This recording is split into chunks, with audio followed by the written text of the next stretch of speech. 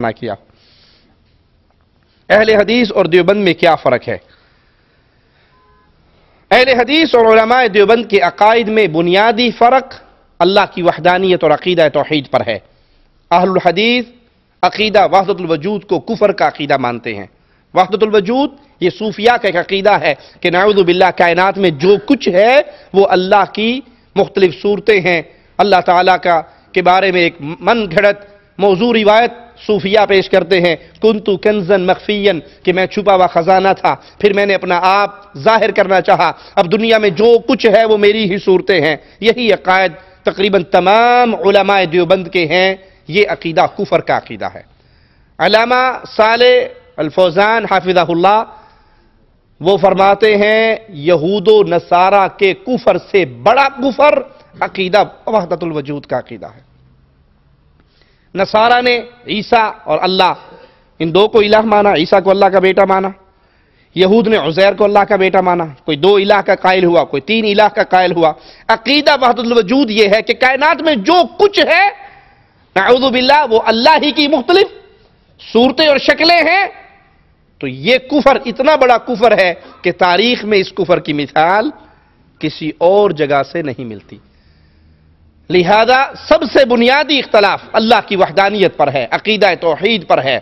اہل الحدیث کا عقیدہ ہے کہ اولیاء اور انبیاء فوت ہو کر اللہ کی جنتوں میں چلے گئے، وفات کے بعد قبر میں دفن ہونے کے بعد انہیں ہماری زندگی کا شعور نہیں ہے اور ہمیں ان کی زندگی کا شعور، وہ اللہ کی جنتوں میں ہے۔ انبیاء کی قبریں مٹی پر اللہ نے انبیاء کے پیارے جسموں کو حرام کر دیا ہے۔ مٹی انبیاء کے جسموں کو نہیں کھا سکتی۔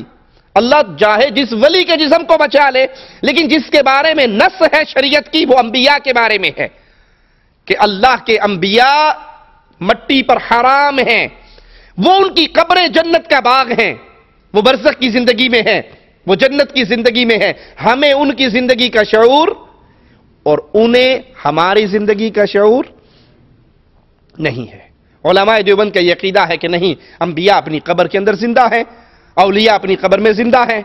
فضائل اعمال، فضائل صدقات، فضائل حج یہ بھرے پڑے ہیں اس قسم کے واقعات سے۔ کسی نے اللہ کے نبی صلی اللہ علیہ وسلم کی قبر پہ جا کر سلام کہا، آپ کا ہاتھ چومنا چاہتا ہوں، تو اللہ کے نبی کا ہاتھ باہر نکلا۔ کسی نے روٹی مانگی تو اللہ کے نبی نے روٹی دے دی۔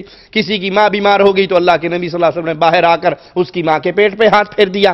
اس سے یہ عقیدہ پیش کرتے ہیں کہ نبی المہند علی المفند کے اندر علماء دیوبند کا عقیدہ ہے کہ انبیاء اپنی قبر میں دنیا کی زندگی کے ساتھ زندہ ہیں۔